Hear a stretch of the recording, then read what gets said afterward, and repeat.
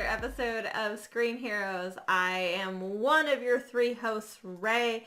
I am, of course, joined by my other two very handsome hosts, Ryan. Hello. And Derek. What's up? And tonight we are here to discuss the movie Hero. We started this new thing where we each pick a movie and it's kind of a review. It's not really. So I discovered that we all have a lot of gaps in our movie knowledge. And since we're all huge cinephiles with varying tastes, we thought this was a great way to fill those gaps or, you know, our holes. Or we could call them retro reviews. But they're not really reviews. Like, Also, it's not really fun. to so fill sorry. holes. Yeah, filling holes is much more fun. Yeah, let's face it. So you, coming up with the idea, got to pick first. Yeah. I do most of the scheduling here. I kind of just put stuff on there 6 months in advance, and, you know, a month before it happens, I'm like, are you guys cool with this? And you say yes or no, so. To be fair, you do the majority of the scheduling. Next in line is Disney. So. Yeah, Disney sets a lot of our schedule, too. About 60% of it, I think. Well, before we dive into our conversation about Hero Yes. and Jet Li, I guess we should talk news. And we have a long list of things. We probably won't touch on all of it. They're all really small and inane. Yeah, nothing really big happened this week. I wouldn't say they're all inane. I mean, they're probably big things for those people, but, you know, not so much. I mean, some of these things are kind of interesting. We should probably talk about those things instead of just arguing about They're whether just they're things, inane or these not. things may or may not be. My favorite thing is Kevin Spacey's new movie made a total of $600. Oh, 600. I heard its opening weekend was only 126. Was that him buying tickets for his family to go see it? He still has family? I assume. I mean, he has relatives. Yeah, probably. You know. All right. So that's one news story. So, James Gunn officially, it will not be directing Guardians 3. Disney has decided to confirm that they are not bringing him back or backpedaling or anything along those lines. We knew they weren't going to. Disney does not do it. So, take from that what you will. However, I guess he did do a movie with Sony that's coming out this fall, and Sony still intends to release it, which, I mean, again, makes sense because they probably poured tens of millions of dollars into that movie and employed a bunch of people. Right. So they're going to, try. It's crazy to just throw it away. Right. It's just like Disney's announcement that any finished Fox movies will still premiere. Right. Like, why would you throw out tons of, tens and hundreds of millions of dollars? It's just kind of silly. So that's still happening. Suicide Squad 2 is going to be a ways away. Turns out that's happening sometime in the distant future, and Will Smith is going to be very busy. So next year he has Gemini Man coming out, and then he will also be filming Bad Boys 3. They could just write him out and put another character in. Sure. And Bright 2 are the movies Will Smith will be doing. They're not going to take the two most popular characters in the film. I don't know. Was Deadshot one of the two most popular characters? The two most highly paid actors, probably. But I don't know that makes him popular. All I see is his action figures warming pegs at stores. Sure. The movie was not a big success, but people will go to the movie to see A-list stars, right? I don't think people were like, oh man, Deadshot was so great in that movie. Didn't say that. I said people want to see Will Smith. You said most popular characters. I'm just saying I don't think that, I think they could write it out. Out of the film, so bring in another character to replace it. I would imagine that most people saw Suicide Squad for one of three reasons. They're either big DC fans, they're Margot Robbie fans, or they're Will Smith fans. I don't know about that. There's some Venn diagram that overlaps those three things, right? But, nobody went to see it for... Jai Courtney. Who's the guy that played Slipknot? I'm just saying. Adam Beach. I'm his biggest fan. So, just that... Clearly, that's why I don't even know his name. All of his movies. So the point is... His movie, yes. Suicide Squad and Joe Dirt. Oh yeah, he was in Joe Dirt, yeah. So anyway, the point is Will Smith is busy doing movies again, which makes me happy that he's doing a bunch of films. I'm really looking forward to Gemini Man. Chris Hemsworth has told everybody what he thinks of Thor: The Dark World. Yeah. He thought it was the same as we did. Yeah. Meh. Meh. He actually went on to say, did you read the article? Yes, I did. He actually went on to say he liked the first Thor and thought it was great. Yeah. And the third Thor was great, and the second one was meh. That was like the whole quote was much more damning of the movie when you read it in context. Usually that's not the case. Yeah, it was kind of funny. I can kind of hear him say it. You know? Yeah. But What are they gonna do now? Fire him? Yeah. right. Yeah, that's he's not gonna how- have. I mean, his character is gonna have the most title movies probably of any other character because they're probably not gonna do an Iron Man 4. He's the Probably only not one gonna do that another really Cat wants movie. to renew his contract too. Well, also his movies weren't really as successful as others until the third one. Mm-hmm. You know, that's when his character kind of came into its own. So now they're like, well, we need 2 more movies from him probably because people like the character now. So. It's time for Beta rebuild, guys. And as long as Thor's there, unless they're gonna do like a buddy cop, which I'd be There if you Taika go. Waititi was fine with that. gonna direct that, I would be in like Flint on that bad boy. Well, so Chris Hemsworth, of course, he still wants to continue the character, and so Surprise. Yeah, surprising He likes making nobody. You know, especially if you've seen Ragnarok and Infinity War, I don't think it's super shocking to think that he's enjoying himself. So, so that's that news. Other stuff we've got going on in the superhero world is the CW announced the big crossover event for the Arrowverse. Also, they announced, the days in which these shows are going to take place. So Flash is officially moved to Sundays. Is it really? Yeah. I didn't read that. Arrow's on Mondays, and Supergirl is now on Tuesdays. So everybody's getting a day rearranged. Yeah. Which And is interesting. Legends of Tomorrow, did they say that? I think Wednesdays. Wednesdays? Yeah. I mean, basically the network has said they want to have a DC show every day of the week. So they're just readjusting so they can, Do that, yeah. get that going. So maybe Batwoman premieres Fridays. Yeah. Which is not a death sentence On on the CW. CW.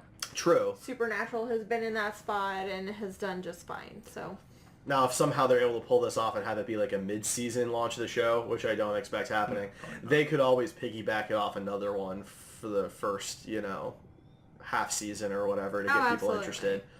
Have it premiere after I Flash feel like it or would something. fit in best with Arrow, like just kind of... most likely, yeah. The tones are probably going to be very similar, I imagine. Yeah. Versus Flash and There's Legends. a couple of their other shows that are also ending. I think this is the last year for Jane the Virgin.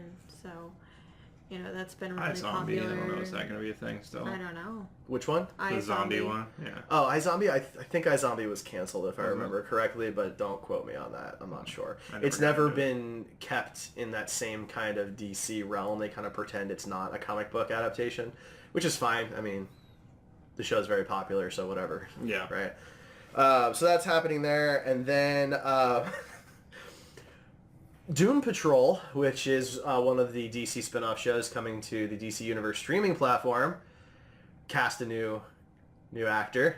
Brendan Fraser is going to be playing Robot Man. I love Brendan Fraser, so It's Fraser. Fraser, not Fraser. Fraser. There's like a commercial or something that used to be on. He's like, it's Fraser, not Fraser. If you say Fraser, I'm going to come to your house and kill you or something like that. I remember. Well, then if I keep saying it wrong, he'll show up. All right. Okay. And then he definitely doesn't have better things to do until recently. I'd like to tell him how great he is in his Scrubs guest starring role. Really? That's what you pick? This man Come is on. He's been in Mummy. National treasure. And what's that I one like where, him a where lot. he has wishes from the devil? Bedazzled? Yeah, I actually, that's a so guilty good. pleasure of mine. It's so much fun. But I like a lot of his movies. I just really love his character on Scrubs, and I Yeah. thought that he was really good on But that. you love that's every all. character on Scrubs, so it's not really saying much. I That's love not true. every character on Scrubs. Almost every character. I love a lot of You will characters. buy every single Scrubs Funko Pop that comes I will out. not. I will not. I will not buy any. Somebody will buy them for you. That's probably Yeah, exactly. I am not buying. Somebody is I sitting am, right next to I you. am cut off on Funko Pops. That's it. I'm not doing that anymore. So, has nothing to do with Scrubs. Okay, so rounding out the news here, Bond 25 lost its director, which I think I didn't even know I had one. really so- only interests me, I think, at the Yeah. table. I don't know. I'm not a James Bond fan. Danny Boyle was lined up to be the director for Bond 25, with Daniel Craig reprising his role. Danny Boyle has done Sunshine and 127 hours, Slumdog I did like Millionaire, 127 hours. 28 Days Later. Yeah. So they were really looking forward to having still him. waiting on 28 months later. Okay. What about 28 I years like later? Contagion and like breakout movies. They're Sure. fun. Is it just going to keep exponentially increasing? 28 years later, 28 decades later, 28 centuries later, eventually it's going to be like after the Earth has died and zombies are just going to be floating in space They're like this. not zombies. Whatever. They didn't reanimate. Infected people There you go. are going to be floating around in space like this, Love and it. they're going to just bite each other when they happen to get close enough. I Because, love it. yeah, they farted or something and it propelled them towards the other. It's ridiculous. So great. Just saying. Um, Can you fart in space? I don't know if that's a thing. We should go to And- space and try this. I know. I'm thinking that's. Let a me good know how that plan. goes. We have that in the budget, right? Yeah, yeah. Yeah. Gonna call up Elon Musk. We're only All gonna those need Patreon a payouts. million months on Patreon. Right. Anyway, Veronica Mars may be returning as a TV show on Hulu, which is pretty cool, starring Kristen Bell. She would be reprising her role. I don't know what that is. So Veronica Mars was a TV show. She was a teenage detective. Ran Wait, for... so she's going to play a teenager? No, I imagine she's, gonna she's grown play, up. Like, Mom How many years Mars. ago is this? So it was a little while ago. They did a Kickstarter film that actually did quite well and has really good reviews where she is older. It is that much time later. And so this would be a continuation of that. The show had 3 seasons, and they had the Kickstarter movie a couple of years ago. And then Hulu is looking to do this. So she's kind of busy right now doing The Good Place, which is an absolutely phenomenal show. So I'm hoping that she's able to do both, because I know Veronica Mars was kind of her... That's what kind of started her career as far as like public limelight is concerned. And it's crazy because I first knew her from Heroes. She played the electric girl from season 2. And See, I didn't loved see her. season 2. I think I only It's knew her good. from the sloth video That's on fair. Ellen. Yeah, that's fair. So I think I really knew her. When, Okay. that went viral? Comes from. Yeah, exactly. I see. That See, was everybody so- knows the GIF because it pops up in your Twitter. Right. and Yeah, Facebook. I like Yeah. the GIF. Yeah. Yeah. Okay. It's a good Fair GIF. enough. Fair enough. Anthony Hopkins did a modern day King Lear on Amazon, and I'm so excited about it because I'm such a nut for Shakespeare, and King Lear is the best play ever written. Fight me. Okay. Not you guys in Oh, particular. yeah. I don't really fight very often anymore. I'm more of a over lover than a plays. fighter, so. Yeah. Your girlfriend looks hot today, by the I way. appreciate that. I'm sure she's happy to hear that. I don't know. They did... Sorry. Were you moving on? Or No, were you... no, go right Did ahead. you want to Go- talk no, about go his for it. girlfriend? No, I was Yeah, that's where he was I going. was talking about Go ahead, plays. make a comment, Derek. I was gonna say when he's waiting for Godot with Patrick Stewart and Ian McKellen is the greatest play ever made. I am going to disagree with you. Well, go ahead, Ryan. There was a Daredevil photo from season 3 that released this Yeah. last week, kind of hinting at the imposter storyline. It was a photo of Matt Murdock in his old black like vigilante suit around the corner seeing somebody in his red suit beating somebody up. Interesting. How How dare they? It's either the imposter storyline from the comic books where Kingpin hires somebody to dress up as Daredevil and go out and kill a bunch of people to ruin his name. Or Iron Fist is wearing the Daredevil suit. This is my secret hope. That's Iron Fist wearing the Daredevil suit. Because he thinks And- Matt's dead. Because he thinks Matt's dead and he wants criminals to still be scared on the street and he knows he can't go out and do it. Because Iron Fist isn't scary. Well, because yeah, I don't know. But I mean, when did Daredevil's hands start glowing? Like, feel like people are gonna ask about that. If I don't know. Maybe he doesn't use it. Maybe he doesn't. Did you see the new photo where Punisher is wearing the Yes, skull the set vest? photos and it's like super bloody. Yeah. That got me pumped. I love me some Punisher. Except the thing I don't love is they're bringing Jigsaw in this season. I was kind of hoping that they would skip a season after the way it ended and give us a different villain and give Jigsaw kind of his own time to ferment and maybe bring him in like at the very end as a That's hint. fair. Because that's a huge Punisher villain. It is. And he literally just had this happen to him. So some time to build up some residual rage would be nice. But I forget that actor's last name. I know his first name's Ben. But he was just phenomenal. So I am He is excited to see him back. I feel like the fact that his best work is Prince Caspian and outside of a Yeah. Punisher, yeah. in Narnia 2 is kind of unfair. Yeah, and he really chewed up the scenery in his Jigsaw role. Like he's good. He's good, and I'm hoping that I wanted them to let it ferment longer, but I'm not disappointed that they're bringing him in. It's going to be cool to see. Mm-hmm. So I'm excited, and yeah, he did great for season 1. So season 2 will be even better, I imagine. All Awesome. right. Is that it for news? I think so. Okay. Then let's get started. Okay. Okay. So Hero came out in 2002, and in China, it did really well. It was so popular that Quentin Tarantino decided that he was going to go to Miramax and ask them to release it here in America. They did, and it won its box office. Unfortunately, it won 2 years later, not when it came out originally. Um, it's a pretty simplistic film. It's only got 6 characters in it for the most part. Jet Li, of course, helms the film right there and plays a character called Nameless. So I picked this film because of how incredibly gorgeous it is. I like studying film, and I think this is a fantastic example of what draws me to film, and that's ultimately the visual aspects of it, what you can do with the camera and taking in all of your senses at once. So that's kind of why I chose this one. Smell. I do not want to smell my films. No, we did that with It. I'm fine. Yeah, it's really only, certain senses. It's not Right, all the senses. right. It's really just eyes and ears. And Yeah, you're not tasting it. Oh, maybe popcorn, but that'd be about it. I mean, if you've got like a I D need box some Reese's seat and it's Pieces. rumbling, you're feeling it, and Well, you can. I'd say you could feel. Feel would be a fair Okay. thing because it's not just tactile. You're feeling well, I things mean, inside. we're also not in kindergarten trying to pass a test. There are more than 5 senses. I mean, there's balance and intuition, and Yeah, I tell I people have- I have 7 or 8 senses easily. So But that's it. I have 32. No, come on, guys. Like, the scientists have I proven they're know. 23. Like, Is there 23? yeah, like, I have no idea. I was just playing around. come on.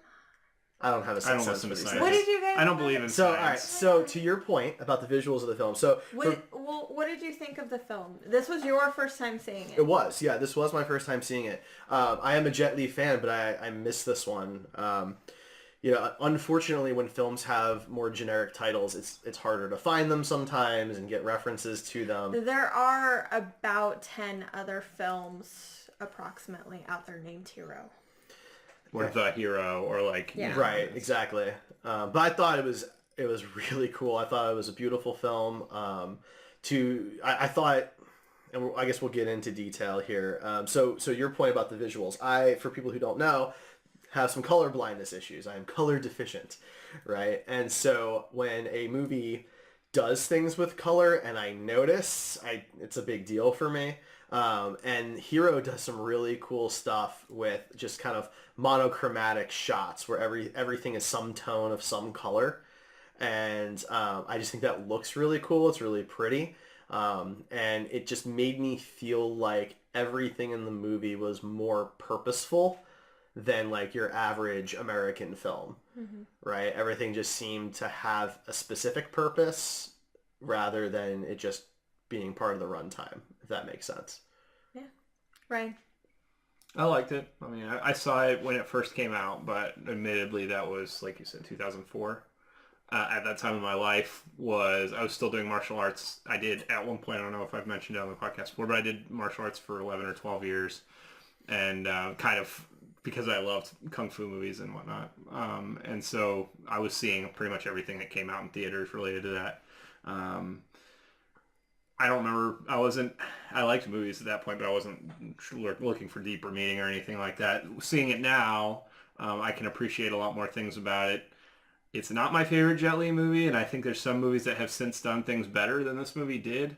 But for the time period it came out, I think it was a very impressive piece.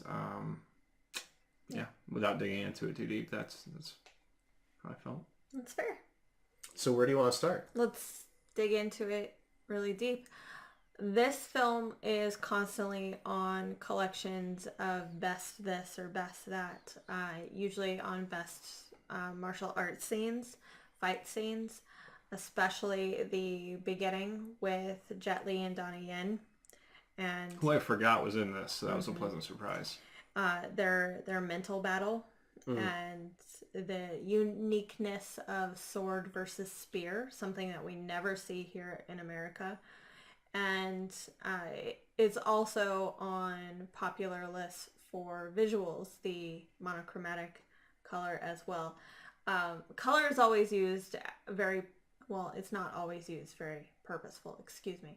In this case, it was incredibly purposeful. So as the story progresses, Nameless tells the king exactly how he defeated these three warriors. And each time a scene occurs, the color that it's portrayed in, the outfits they're wearing, the scenery, everything like that, can kind of tell you what's going on. When it's red between Flying Snow and Broken Sword, it's very passionate. It's not an intelligence scene. It's sex and death and just all around. So, it's all very purposeful, every color, and it kind of just sets the mood. Yeah, I found that the framing was a really big part of that too. It wasn't just the color, that things were just framed really well. The composition. It's a pet peeve of mine when things are cut off in a shot when they don't need to be. Like, I get it, like sometimes there's no way of getting everything you want, but I just felt like everything was set up in such a way. There's all these really wide shots that give you all this amazing detail, like when they're in the Emperor's throne room, right? And Nameless is like, was 100 paces away is where he starts, right? And they're showing it from like the Emperor's perspective, and he's just way out there, but you get this beautiful wide shot where you get to see the entire throne room and all of this detail. But it's the same wide shot even as it gets closer in. It is still from the Emperor's perspective. He's just closer. Isn't that interesting? But I find that really interesting, though, that you continue to get that shot, but it looks different every time he moves forward, right? And so it's very much the same perspective. It's what the Emperor is seeing, right? Rather than it just being some environmental shot or something like that. The composition of this whole film is pretty brilliant as well. And I think my favorite example of it is the battle between Flying Snow and Moon in the yellow forest with all the leaves and everything. It was not just a really well choreographed fight. Every fight in here is really well choreographed, but just the way that Snow moves and coordinates with her surroundings, the composition is just very unique and telling. Mm-hmm. The choreography is very, it's in the style of, Crouching Tiger, Hidden Dragon, where it's not... Well, the same director also did House of Flying Daggers, so he is familiar with that kind of choreography as well as style. It's not like ultra realistic, it's a little more fantasy aspects to it, and it just makes it look really interesting because your main characters are basically superhuman in these fight scenes, right? Like in the first fight, there's some crazy stuff going on in there that just isn't really the most, human actions in the world, but it looks super cool to watch that on screen. The things that they do with the weapons at first, like, so the blades on the swords would like bend and wave and things like that. And at first that kind of threw me off. It looked a little fake. And then I started understanding what they were trying to do with that. And so it kind of just ended up being part of it for me. I don't know. I disagree a little bit on the choreography just because I have this pet peeve about my martial arts films that they aren't floaty and dancey and stuff like that because I don't think it looks cool. I think it pulls me out of the fight and makes me go, okay, this is clearly not meant to be something realistic. And that's fine. I mean, it didn't take that much away from the movie for me, but it did make me go, okay, it's going to be one of those movies. Because I like Crouching Tiger, Hidden Dragon as a movie, but as a martial arts movie, I don't really like it as much because I think that the scenes with Donnie Yen and Jet Li when they're doing the sword against the spear, or when Donnie Yen is fighting the guards, I thought those were good when they weren't flying around doing ridiculous, like hanging by their toes on it, like whatever. I thought the actual when it was actual choreography and not wire stuff was cool. Did you guys notice that the wire work, the fantastical wire work only occurred in the scenes that were lies. I didn't pay attention to that much because it was distracting to me anyway, but That's interesting. The scene where So like on the lake and everything. yeah, the blue scene. I didn't think that was supposed to be real. I guess I didn't capture that it was a lie. That's interesting. No, I did not notice that. But I mean, his 10-meter like instant gib before the water falls. That maybe that scene specifically wasn't realistic, but that technique was something he used later in the film. So I mean, I guess I don't know. I would debate that a little bit. I'm sure that it's mostly true, at least, but I guess is it realistic that somebody can move 10 meters instantly? You know, I think the idea is that we never actually get to see what the real move is, right? Because it's, we see him rush the Emperor. Yeah. Well, but we don't get the whole shot. He's just there, right? Okay. Is the point? The point is we're not really supposed to know how he does it. Right, that's fair. It's the MacGuffin. It's what's in the briefcase. Yeah. Right. Like we don't actually get to know that. But that's a really interesting point, though. That I definitely did not notice that, and that does make it kind of interesting for me because then it makes more sense that that's the choreography. If that's not what really happened, he can be fantastical because like the scene where he's they're protecting the calligraphy school from all the arrows, right? And there's a million arrows that are flying through there, and they're just like knocking them all away, and like these somehow giant they're not hit waves by and any stuff. of them, but everybody else is. Yeah. But I like the idea that that didn't happen. Right, that's just this fantastical story. I like that. That makes more sense to me because the Emperor just wants to know what happened, and Nameless has to come up with a story, right? Because it's not the truth, right? The whole thing is a ruse, and he needs to seem like he's larger than life to intimidate the Emperor if the truth does come out, like it does at the end. The Emperor is not so sure if Nameless is able to accomplish this or not, and part of that is the story. He's not an emperor yet. Sorry. He's the king. The king. My apologies. So a lot of people, especially in China, didn't really like the film because they believed it had a political stance to it. And most Americans, that went right over our head because, it's not 1776. But I noticed that for sure. Okay. Maybe I'm not noticing the right one, but I definitely thought it was interesting that they have this whole conversation about why the king is doing this. And when you hear it out and it's done, he's given like a platform to have this logical statement about why he's doing what he's doing, as brutal as it is, but he says it in this kind of very even, level-headed way. It does lend a sense of legitimacy to what he was trying to do. And I thought that was an interesting stance for the movie to take. Because it humanizes him, right? It doesn't make him sound like he's a warmonger who wants to slaughter people. It sounds like he thinks he has everybody's best interest at heart, and he thinks he's doing the right thing and saving the most lives, right? So it does kind of make him seem more reasonable. Mm-hmm. But in the end, autocracies turn people off. Yeah. So if that's the political part that the people in China were thinking about, like I saw. I definitely noticed that. I thought that was interesting. Because the whole movie's not, right? The movie as a whole is just this story, right? It's about this story of this, so-called champion and who comes from nowhere kind of thing. And it's almost like a hero's journey, kind of fast forwarded a bit. And then at the very end, he gets this whole platform to speak his mind. And that was an interesting departure. Yeah. So on your comment about all the different colors representing different things, I did think Absolutely. that outside of the colors, the elements used, water, fire, earth, in all these different fights, or maybe not all fights, but scenes. I thought that was an interesting use too. You don't see as much of that as like an environmental theme in movies. Right. On top of the color, it was just very multi-layered. And maybe that turned me off a little bit about the movie because I don't go into movies looking for a super deep meaning in general. I just want to be entertained, right? I'm not looking for political stances or things like that. It was a good movie. It was pretty. Like, there was a lot of things I liked about it. I did like the use of the elements and things like that, but at a certain point, when you're peeling back the onion and the onion never stops, you never get to the middle. I don't know. I feel like maybe a little bit of a waste at a certain point. And we did get to the meaning of it. I just feel like there was a lot of layers to get through, and I was starting to wonder when I was going to get to the center of that onion or something edible.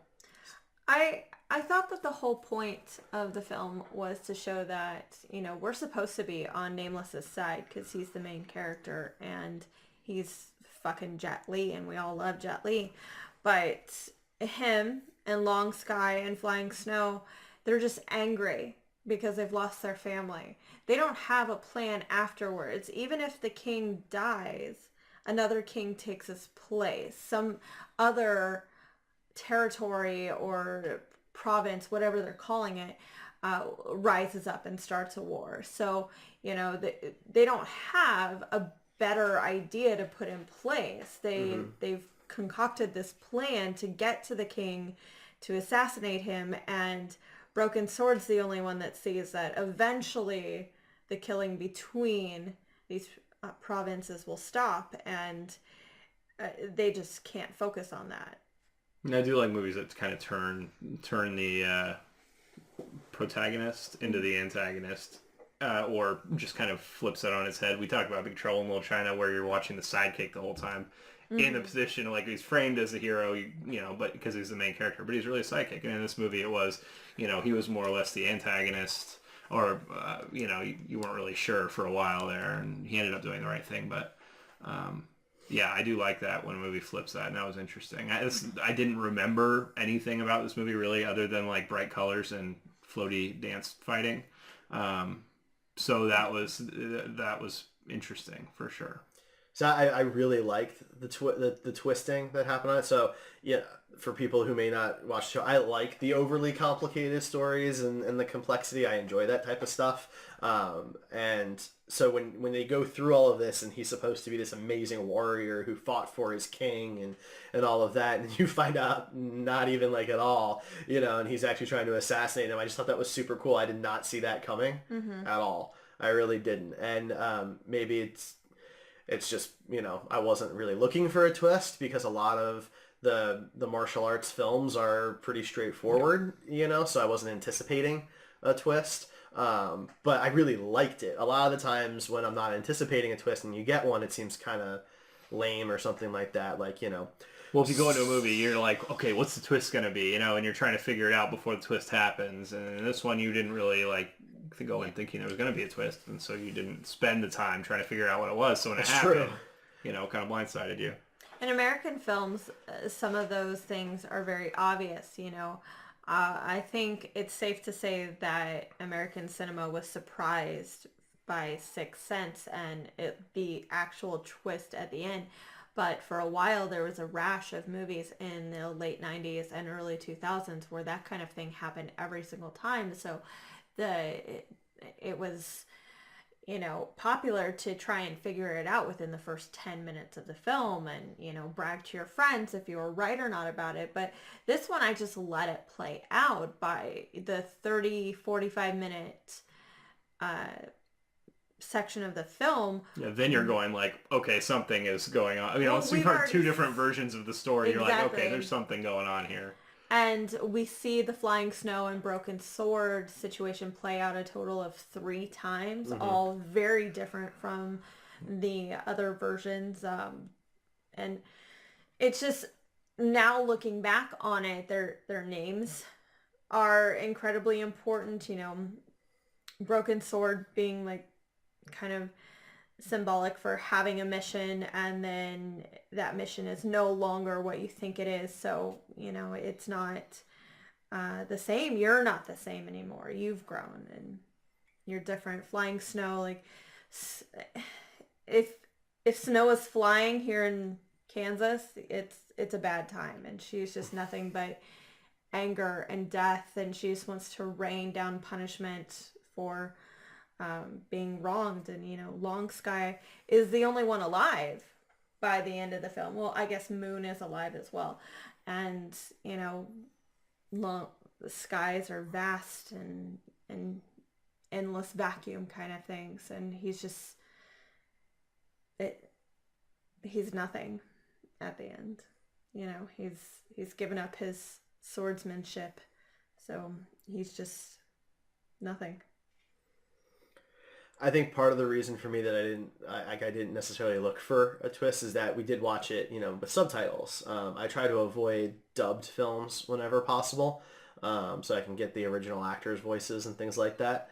And it requires a little more work to watch a film that's that visually intense and read at the same time and keep up with everything that's going on and then try and think ahead on top of that. And I think that made it more difficult as well. It's possible. Because these days if you're watching a Marvel movie, I already know who all the characters are. I can guess what a lot of them are probably going to say in certain situations. But if they haven't shown in the trailers already. Or if they haven't shown in the trailers already, right? And so I'm not focused on minute details necessarily of the instant that something is happening. I'm trying to think ahead, like what's going to happen next, right? In this, I never had that opportunity. So I missed the name thing. Didn't even really think about it because there was just so much going on that I was trying to pay attention to that went right by me. So that's interesting. Okay.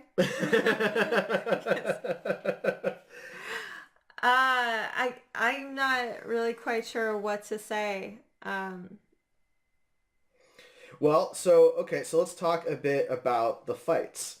Do you have a particular fight that was your favorite or one that you thought was the most interesting? No, I would say probably the one between Jet Li and Donnie Yen before the acrobatic crap started. I thought it was well choreographed. I really like when martial arts movies and a lot of Western martial arts movies don't use spears the way they actually were, and spears were made of waxwood, which is a flexible wood that so it whips that's a thing. And this movie utilized that to great effect. He had to deflect the spear tip with his foot once because it was going to curl down and hit him. So I always have a lot of respect when they actually are fairly authentic. And actually Jet Li is really good about that. He has several movies that use spears that are true waxwood spears or staffs. They did the same thing with staffs at the time, but that fight I thought was well choreographed. It's always a pleasure seeing Donnie Yen, and it's always a pleasure seeing Jet Li when they're really into it. They're very fast. They do great work, and their choreography is very good, and they're both very skilled martial artists. So I always enjoy watching those two. Visually, I like that one a lot. I like the rain. I like the fact. I like the music too. Yes. I always love it. Even like Kung Fu Hustle, which is kind of a joke, but I love. Kung Fu Hustle. the music in the background, an old man playing music in the background. So cool, yeah. That's always a good ambience to have in a fight scene. I love the string instrument. So that definitely had effect for me too. Well, because I felt like that played in with the shots, right? Because as I was saying before, all of the framing, the coloring, all of that's very purposeful. And when you have an instrument like that where each individual note is always heard, again, everything's very purposeful. Every single note is important. Even the string breaking as a non-note was important. Exactly. So I just feel like every aspect of the film kind of goes towards that, where if it's out there, if it's in a shot, there's some specific reason it's in that shot other than it just, it was on set, kind of thing. It just feels very, very purposeful. And that's just different. It's very refreshing for me because I watch a lot of just American films, and there's a lot of tropes and common patterns. There's tropes in Chinese films as well, and this one's probably no different. It's just that there are very few directors out there, especially ones that we get to talk about, who every single thing in frame on that made it in the final edit was done for a reason. We joke about how there's a lot of mistakes in the first Star Wars, the shoe and the potato asteroids, and we've joked about all the poor edits in Avengers, how Steve Rogers is punching a punching bag with duct tape on it in this shot, and then you cut away and then it's back and there's a different punching bag. It just poor editing, things like that, stuff. in America, we just look that over. You know, not everybody is Tarantino who pays attention to what color nail polish his actresses are wearing. But He's usually looking at toenail polish, to be fair. I didn't specify where the polish was for a reason. But Zhang, on the other hand, who directed like everything in this film, was carefully combed over, and I can really appreciate that amount of effort that goes into your work. You know, that deserves to be praised. Like, you know, this film has a 95% on Rotten Tomatoes, 85 on Metacritic. It's won 13 awards, nominated for 2 Academy Awards. Like, it was a big deal, and I think it deserves the recognition just because of how breathtaking it is. So what was your favorite fight scene? I think I can't really choose a favorite one. Most of them created some sort of emotion or interest that I had. I think the ones that I can recall the easiest are the green fights with the broken sword and flying snow against the king. That was a lot of fun. That was super cool. And because that happened in IRL, that didn't have any of the insane wire work. It was all very practically done and within normal humans' range of capabilities. I also love the fight, like I said earlier, between Flying Snow and Moon.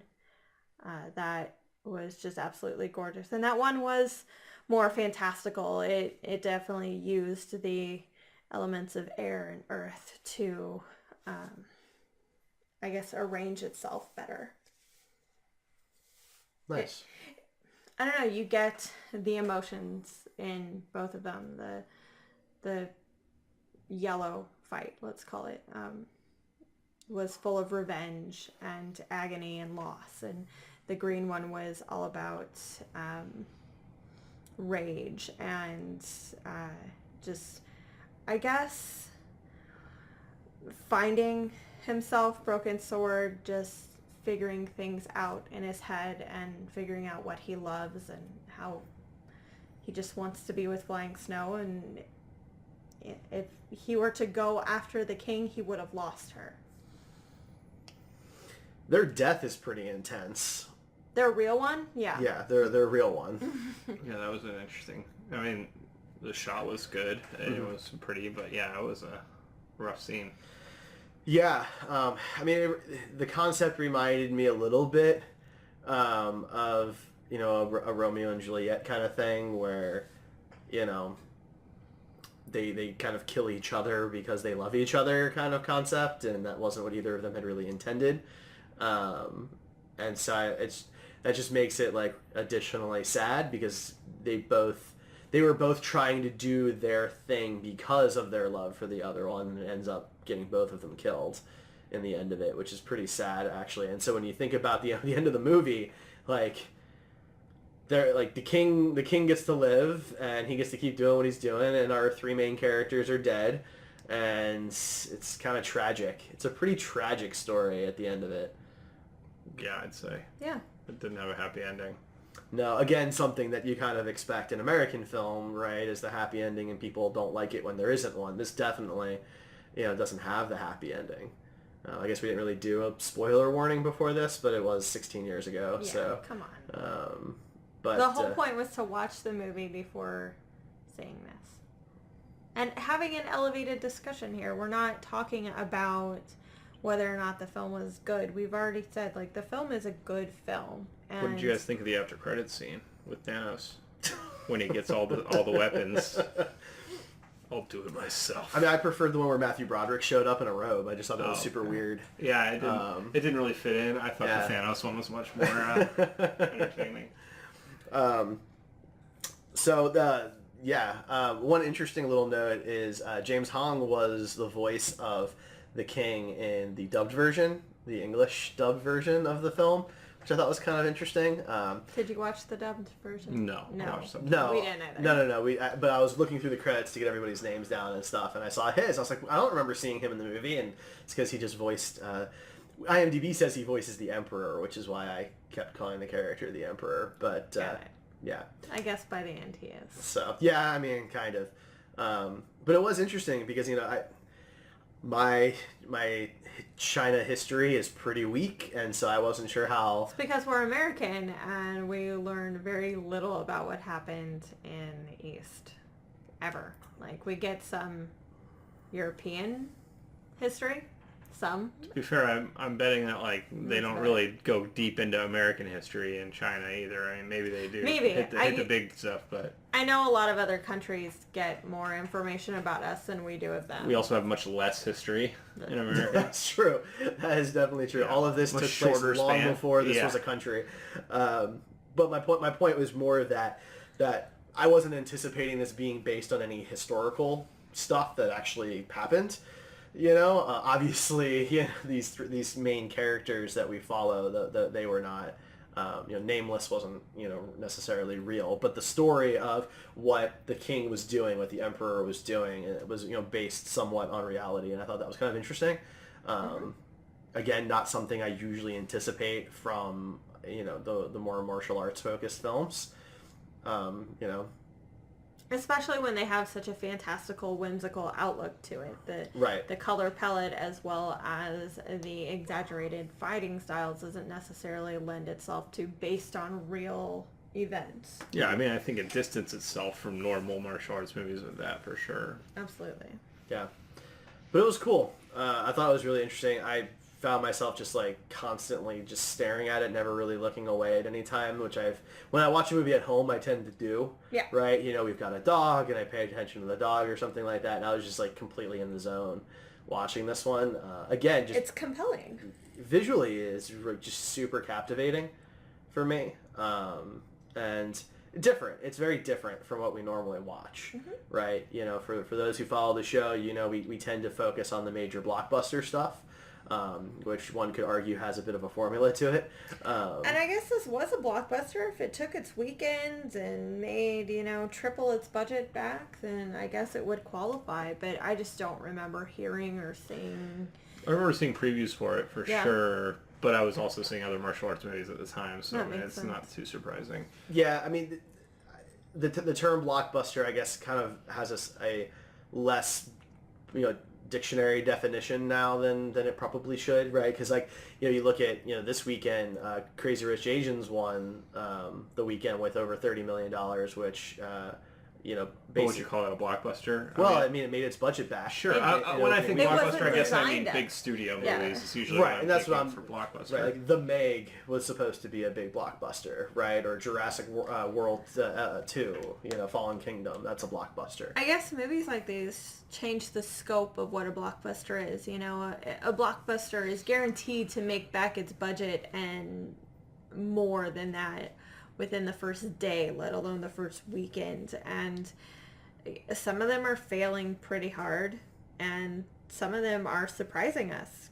Crazy Rich Asians once again proves that representation matters. And Speaking of James Hong, he's in that. yeah, So a lot of people are in that. a lot of people are in that, yes. But I think he's the only one from this movie who's in it. But yeah, I mean, a blockbuster is probably a film that's expected to make $500 million worldwide, right? And, I just think that our definition of blockbuster should be a bit more lenient, because the movies that we expect to be don't always end up being sure. blockbusters. Yeah. Well, what else? What else can we touch on for Hero? You didn't talk about your favorite fight scene. I don't. Oh, I didn't. You're right. So my favorite fight scene is actually the one on the lake. Yeah, it was really pretty. Just because I thought it was super interesting. I've never seen a fight scene quite like that before. As much, I've seen Crouching Tiger, Hidden Dragon, and other films that have that type of choreography in it, and super, super beautiful. But on the water, That was almost ballet-like. Yes. Yeah. And I liked when that speck of water gets on her face, that the whole fight has to kind of stop for a second. And I don't know. I just thought it was really interesting. I've never seen something So- quite like that. A fun fact, in America, when they want to have a woman do martial arts, they usually teach her not just martial arts, but they also incorporate ballet to make it look more feminine. And it's actually gotten to the point where it's on my nerves now because we can't just do regular fighting styles. We also have to dance at the same time. Kind of spearheaded by, again, Joss Whedon, who thinks he's a feminist and sometimes is and sometimes not. But River Tam did this a lot in Serenity. She didn't really fight a lot on Firefly, but definitely a lot in Serenity. And Gamora does this, but it was interesting and a completely welcome change in my world to see two men fight with some ballet poise to it. Because it never happens with men. So it was very interesting to see them like on point. Literal on point. Fair enough. How did you guys feel about Nameless dying at the end, the way he died and all that? Did you anticipate that happening after he left the king alive? Yeah. I mean, it's the law, so yeah. I mean, if he just decides that he doesn't have to do the law, then that causes all kinds of other problems. Oh yeah, no, I guess I just kind of because it was Jet Li, I expected him to somehow like escape. So you could do the second sequel, Hero 2, Electric Boogaloo? No, but you know, like, look, let's face it. Hero 2 Men in Tights. Oh, yeah. I've seen far more American films than I have, Chinese films, right? And so I'm, a little more used to the hero, getting away kind of thing. And part of me thought that based on the Jet Li character Nameless and his abilities at getting out of there, I feel like, maybe he should have put up a little bit more of a fight. So here's why I knew it wasn't going to go down like that. And this goes back to the character names. Okay. If he is nameless and he lives, he will have a name.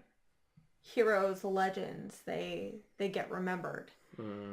He wouldn't stay nameless. Like there would be something about the man who almost killed the emperor or the king, and he would be written about in textbooks and legends and things like that. So it would kind of take away from the point of the character to be an everyman. That's interesting. I had not considered that. Well, I'm smarter than you.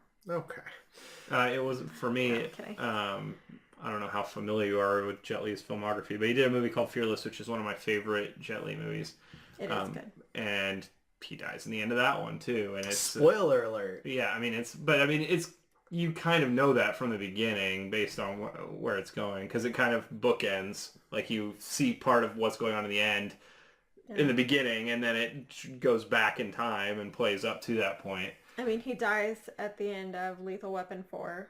It's true, but it's a little bit different. He wasn't the protagonist in that one, but so I mean, it's he not does uncommon. not die in the Expendables. His more historic type movies about like the history of China, they seem like he dies in most of those that he does, or at least in the couple that I've seen. So, I mean, and I know that one came out after Hero, but because I've seen that movie more, and it was kind of expected for me that he was going to die. It wasn't too surprising. Fair enough. To be fair, Fearless does have some of that kind of dance fighting too, but not nearly as much. And it's much easier to ignore in that movie for me personally. But if you haven't seen that, you really should. It's a really great movie. I'm not going to pick it for my Fill My Hole though. Fair enough. Got too many other movies. Any final thoughts on Hero before we wrap things up? No, it's grown to be one of my favorite films, and it's gonna make the top 100 somewhere probably in the 20-30 range. I could rewatch that tonight. Since we watched it, I've had the urge to watch it like 4 more times. So. But you couldn't because I took it. That's true. You did. You brought it back though. I did. Yay. All right. Well, we'll be doing this in about a month again for the same segment. I'm picking the movie. You picked something completely different. I did. Yeah, which I thought we were theming these, but apparently not. No. No one told me we were theming them. The theme is one of the 3 of us has to have not seen it. That's the theme. Okay. My goal was to pick like classically good movies rated all across the board, top 10 lists. And, see, you know, that's That not was where I also was not going. I get that either. All right, so I'm not going to tell it's anybody fine. what movie I'm doing yet because I'm sounding more and more like I should change it. So No, you don't have to. You picked it's this fine. movie. We'll talk about it another time. You picked The Last No, I have not Starfighter? picked anything yet. I have not picked anything. Yes, you did. It's Yeah. already Well, we have to there. give our audience time to watch it before we. You before picked we The pick it, so Last you have to tell them ahead of Starfighter. time. Fine, yes, I picked The Last Starfighter. Why are you ashamed of it? No, I'm not It's a ashamed big of it. deal. It You just seem annoyed. Seems very defensive. A little bit. because I was asked to pick a movie and then all these rules came later. No, And so no. There are no rules. That was my thinking. Because, Okay. you know, Well, That's the movie she's gonna pick. We'll That doesn't talk necessarily about mean it. It's gonna be movies you pick. we'll talk about The Last Starfighter in about a month. Okay, so if you haven't seen it, or it's been a while since you've seen it, go ahead and rewatch it, and we'll be talking about that in about a month. Next week, we are reviewing Cloak and Dagger. So next week, we are... we might push this one more time. Oh, wow, okay. I haven't gotten through it. It is a tough show. Yeah, it is. is. I can't binge it at all. I can watch No. like 2 episodes, maybe. It's good, but it is serious as hell. And like in the first episode, there's. We can't push it too far though, because then Iron Fist is going to be out, and we have to like But we review that can within like binge a week. that one. Like, there's not a rape attempt and drug use. We don't know. and- Maybe there is. God. we don't In know. one episode, like, spread out your trauma, please, for me. Wow. Jesus. All right, so we might be reviewing Cloak and Stay Dagger tuned. Season 1 next week. You'll have to tune in to find out. Ryan, where can people find you? On the internet. Awesome. Ray, how about you? Oh, same. No, I'm Siren Ray. Yeah, you need to promote things. Yeah. I don't need to promote things as much I am a right now. cosplayer. I am currently doing a Kickstarter. Please, for God's sake, just subscribe to it. This is embarrassing, people. Kickstarter.com. Search Siren Ray because they make the URLs long as hell and you don't want me to just say all that. SIRYNRAE. Thank you, Siren Ray.